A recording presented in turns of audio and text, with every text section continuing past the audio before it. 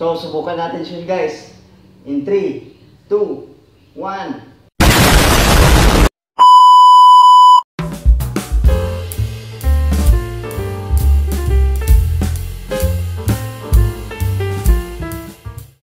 So, what's up na naman mga guys, and welcome back to our video. And so on ay eto. Ayan guys, so yung ating na-vlog natin last video. So parang hindi ko inasahan yung ating pag sound check nito. So bigla na lang tong nagtigil yung music. Pero yung kanyang mid-high is tumutunog pa yan, nawala lang yung kanyang bass. And so on ay nangamoy yung loob niyan. Pero hindi naman siya umusok, pero sa kalam ko is nangamoy lang yung nasa loob. So parang nag-short sa kanyang amplifier. So yan, nakakalungkot kasi hindi natin maasahan yung ating demo ko dito. Ayan.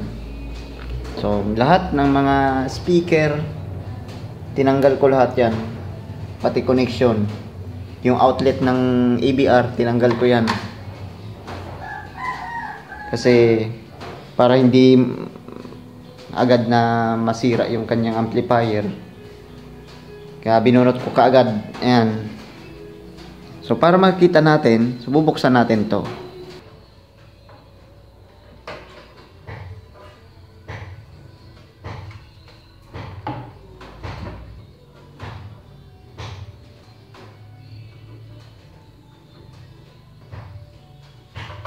So ito, tanggal na yung kanyang mga tornilyo. And eto, lagay natin sa safety. And yan, the moment of truth. Buksan natin para makita natin tong pangyayari. Ayan. So yan yung laman niya, no? Ayan siya guys, yung laman niyan.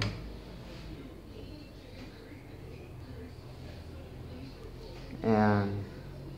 So ito siya guys. So bali medyo malinis na kasi ginamitan natin to ng kanitong paintbrush. And medyo marumi na kasi to kanina. Kaya ayan. Unahin muna natin to sa kanyang transformer. Yung kanyang transformer kasi is nasa 100 volt AC.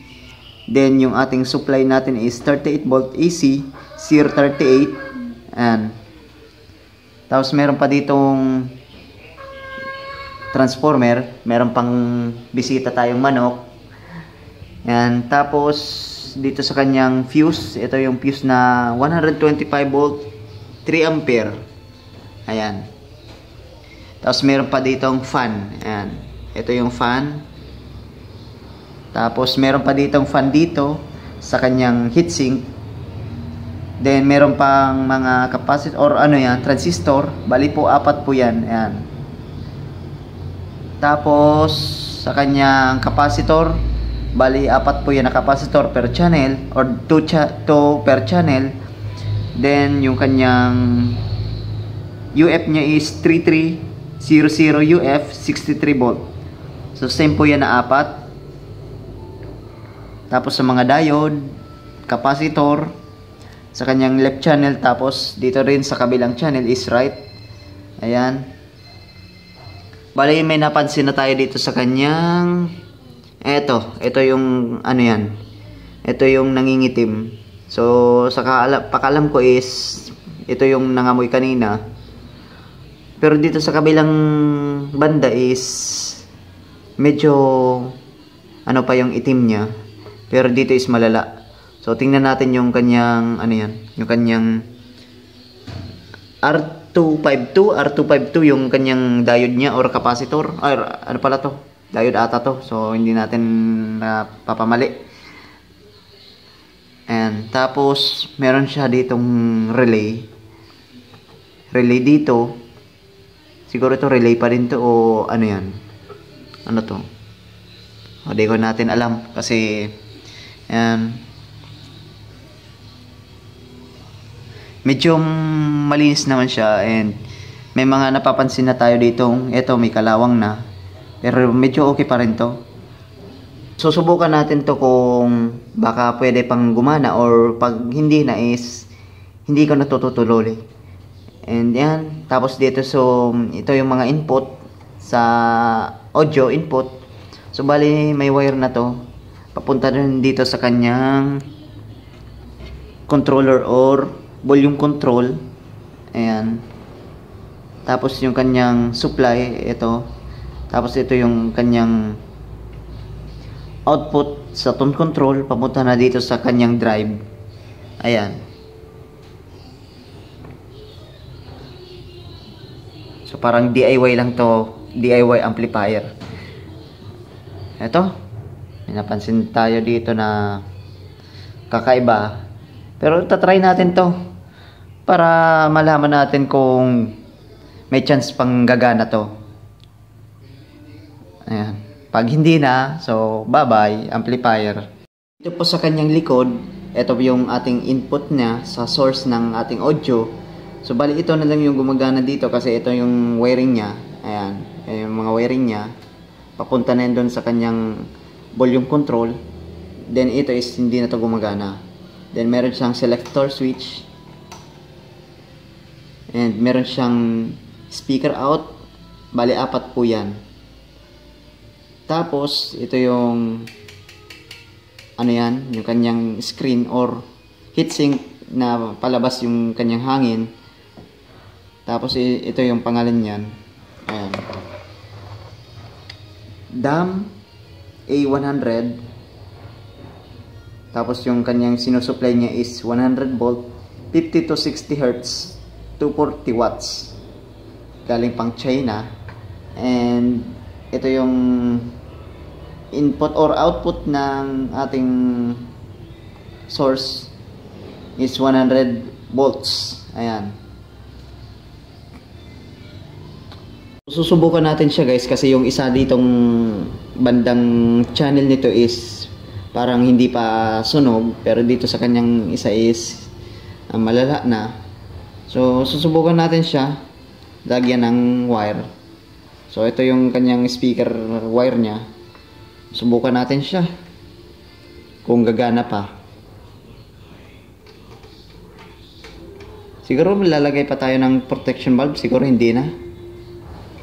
Ayan. Yun yung kanyang input ng kanyang speaker.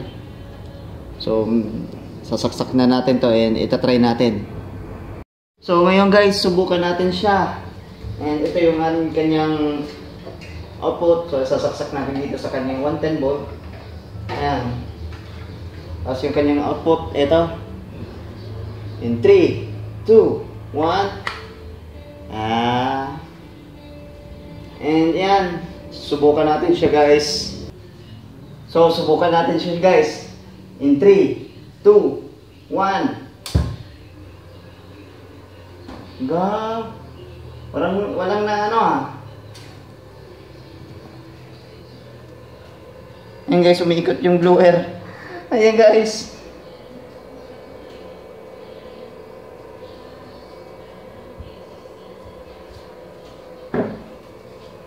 Hintayin natin kung baka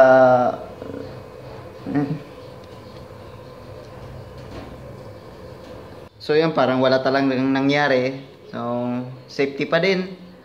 And subukan natin siya na maglagay ng music.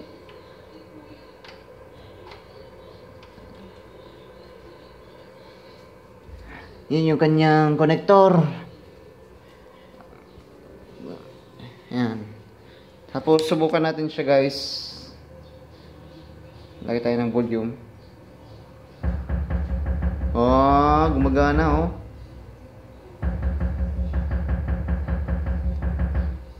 So, subukan natin siya ng music.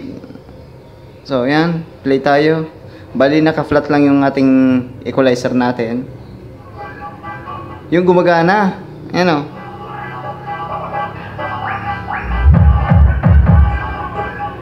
So, tingnan natin yung kanyang output. Ayan.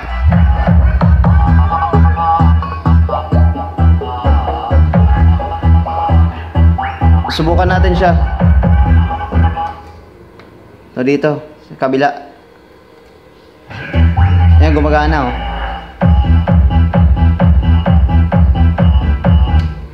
So dito sa baba.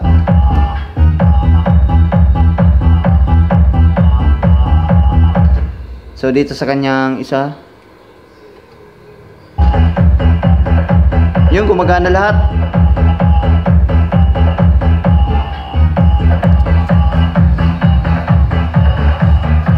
Dagdagin natin ang volume.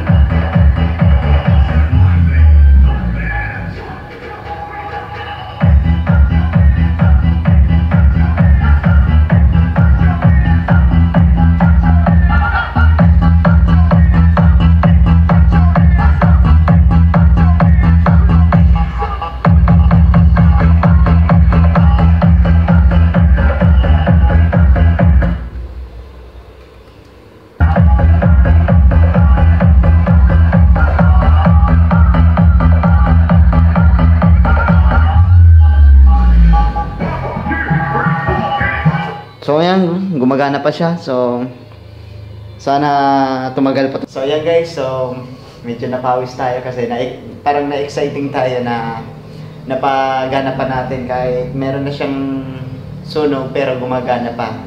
So pero sa mga susunod na mga week or buwan is papalitan natin to kasi napakadelikado na yan.